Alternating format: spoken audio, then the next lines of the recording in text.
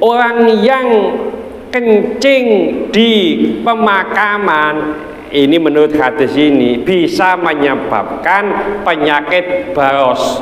Baros itu sopak. Sopak kalau di bahasa kerennya vitiligo kalau nggak salah ya. Vitiligo itu banyak warna kulit itu Pak yang bisa putih-putih itu ya. Itu salah satu. Ini menurut hadis, tapi menurut kesehatan juga ada yang lain. Ya, jadi ada kulit yang keputih-putihan sampai wajah dan seterusnya, vitiligo itu. Ya, ini salah satu penyebabnya menurut hadis yang diriwayatkan oleh Imam Dailami ini adalah kencing di pemakaman.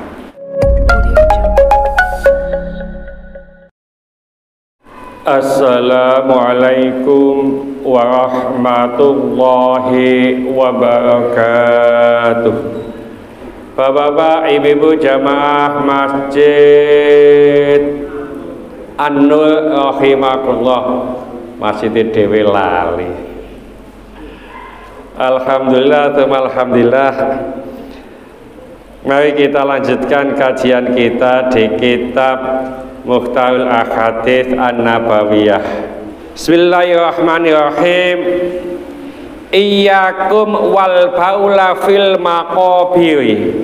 Takutlah kamu, jauhilah kamu terhadap kencing di pemakaman. Kenapa? Fa innahu, karena sesungguhnya yang demikian itu yurisul baroso, mengakibatkan penyakit baros. Penyakit baros itu penyakit sopak Pak ya. Wa Dailami. Hadisnya pendek ini. Ana ta sing tau ngoyo nduk nggone kuburan iki Pak. Nek prasaku sing paling akeh ngoyo nduk kuburan Kembang Kuning. Iku sing paling akeh iku. Ya. Dulu pernah saya ceritakan, saya itu kerjanya nduk untak, kontraknya atau kos nduk nggone ngesong. Ya. Nah, kalau berangkat pagi itu lewat makam Kembang Kuning. Nah, ini Pak Is yang paham di situ. Nah, pas lembur sampai jam 10 malam saya bingung. Lewatnya ada dua, di Kembang Kuning makam itu atau lewat gang lebar. Milih bingung jam 10 malam. Nek gang lebar kok sawangane ndelok ngono, nek lewat kuburan Kembang Kuning wani tak kingku. Akhirnya nekat, wis lewat Kembang Kuning daripada kok konangan ketemu konco nduk kono. Teko ndi awakmu iku nduk gang lebar. Tak buantau wae Pak. Weteng kan ya. Pas masuk lewat Kembang Kuning pewadang Pak. Wamih nduk kono, tibae nduk pakem Kembang Kuning. Akeh wong dodolan. Dodol apa? Dodol daging. Ya ana sing setengah kilo, ana sing saon daginge iku. Ya. Pak Rahmat kok guyu-guyu ae. Tau nyoba daginge ta? Ya, ngapunten ya. Ngono ku wame. Jenggo dodol daging nduk kono ya. Nah, itu yo ngoyo nduk kono ya apa nduk kono ya ditawani, "Mas, mampir Mas, Mas mampir Mas." Mampir apane? Wantel wae wis ya. Nah, ini orang yang kencing di pemakaman ini menurut hadis ini bisa menyebabkan penyakit baros. Baros itu sopak. Sopak kalau di bahasa kerennya vitiligo kalau nggak salah ya. Vitiligo itu banyak warna kulit itu Pak yang bisa putih-putih itu ya. Itu salah satu. Ini menurut hadis, tapi menurut kesehatan juga ada yang lain. Ya, jadi ada kulit yang keputih-putihan sampai wajah dan seterusnya, vitiligo itu. Ya, ini salah satu penyebabnya menurut hadis yang diriwayatkan oleh Imam Dailami ini adalah kencing di pemakaman. Ya, dan alhamdulillah Pak, makam yang ada di Sidoarjo ya, hampir saya lihat semuanya itu tidak dikijing Pak. Ya. Nah, bagaimana sih hukum mengkejing atau apa namanya ya, membangun makam ya. Nah, menurut beberapa ulama, mengkejing, membangun itu digesi itu semuanya dikejing, Pak. Padahal agus balak-balik ngomong saya ngono. Kuburane apa di pemakaman ditulis dilarang mengkejing, dikejing kabeh ya. Haram membangun atau mengkejing makam. Ya.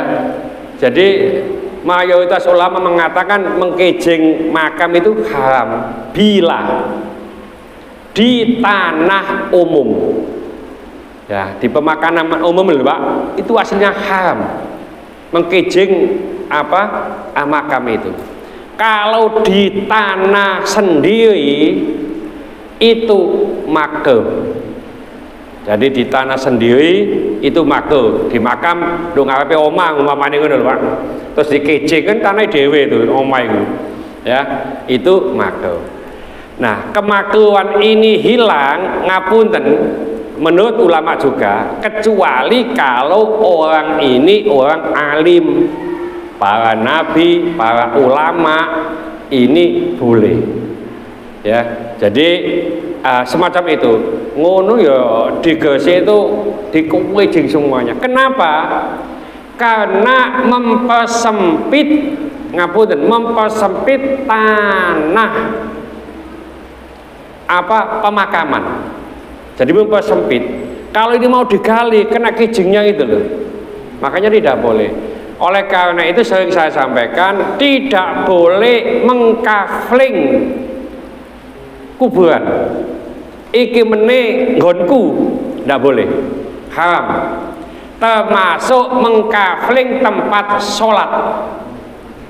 Ya, ini biasanya ibu-ibu nek waktu posoan. Ya. Jadi traweh ngono iku sing nduk omah, anak wedoke berangkat, "Nduk, iki sajadahe ibu gawakno, gelarno nduk gone ngarep dhisik." Ya, dikafling, Pak. Ngono ku pas wayahe apa traweh gak iso teko sebab apa? Mangan kuwareken terus sambele kepedesen nanggone kamar mandi wae. Jadi sing teko duduk wonge, sajadahe teko dhisik wonge gak ono. Tidak boleh mengkafling kecuali imam. Ustaz, nang Ustaz Anas kok sering nduk kene. Monggo Cik. Apa Cik nggone dhisik itu ndak apa-apa, Pak. Tempat sini tuh ya, siapa yang nggone dhisik itu ndak apa-apa, bukan mengkafling. Karena saya datang duluan, maka saya bisa milih tempat. Ya, sampean datang duluan milih di belakang sana loh, enggak apa-apa. Ya. Jadi tidak boleh mengkafling tempat sholat, tidak boleh mengkafling kuburan atau makam, kecuali itu tanahnya sendiri. Ya, tanah pribadi itu boleh dikafling. Nah, penyakit baros tadi itu salah satunya adalah kencing di pemakaman. Terus haram duduk di atas pemakaman. Kadang-kadang itu pas ngapunten desa-desa itu Pak Mudine mentalkin, lalu yang takziah ini longgo-longgo nunggone dukure makam ngono kabeh ngrasani den mudin cek suwene ya. Nang cepet po lho ngono adikane wis longgone wis haram adek ngrasani barang ya. Jadi kita upayakan, terus upayakan jangan melangkai apa makam ya. Nah, kalau makam itu diatur kan lebih bagus, Pak ya. Nah, kalau makam nggak diatur itu repot kadang-kadang. Terus cara untuk memasukkan jenazah itu kadang-kadang kita ya kurang pas ya. Menurut hadis di Bulughul Maram itu memasukkan mayat itu dari kaki mayat yang ada di pemakaman, Pak. Jadi kalau ini kepalanya di sini, kakinya di sini, masukkan dari sini. Sweet. Nah ini plek ditampani. Nah kadang-kadang kita dari sini terus ditampani orang 3 itu ya, menurut hadis dari sini ya, jadi dari kaki makam ini, jadi langsung kepalanya ke sini ya, jadi supaya kita paham. Nah itu kemarin saya sampaikan bagaimana kalau satu liang lahat ini diisi 2 orang atau 3 orang ini. Haram satu liang lahat diisi lebih dari 1, kecuali kalau sejenis ya, laki-laki dengan laki-laki, perempuan dengan perempuan, atau semahram suami istri, anak dan ibu, ini boleh. Atau kalau dalam keadaan darurat, contoh ya seperti di tsunami kemarin Pak 84 kalau nggak salah, itu langsung dibego, dijewejer lanang wedok mbuh pokoknya dijewejer kene boleh. Itu dalam keadaan darurat. Kalau enggak boleh ya. Jadi wis iki ono lanang ngambek wedok mbok sapa iki sideke kene wae ngaline kesel lisan, ini ndak boleh. Nah, Bapak Ibu umpamanya anak sama ibunya itu masih diperkenankan ya. Ada pertanyaan mungkin? Masa ono sing ngoyo ndone kuburan, gak masuk wanita temenan nih ya. Dan salah satu ngapunten yang menyebabkan apa adab kubur, siksa kubur itu adalah bukan dosa besar itu Pak ya, tapi orang yang sembrono dalam hal toharo, utamanya pipis ya.